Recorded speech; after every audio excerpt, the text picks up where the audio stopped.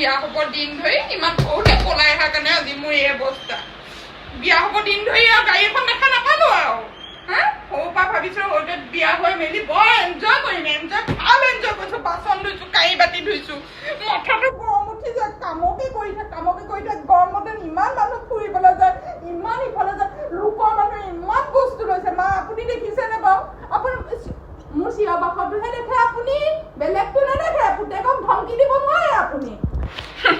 হেতে ইমান আইতাক তুমি কেলে গালি দি আছা বাৰু ই আকৌ মাজত সোমাবলৈ কি হ'ল আকৌ তাহাঁতি বেয়া বস্তু বেকে সেইকাৰণে ইমান ধনী হৈছে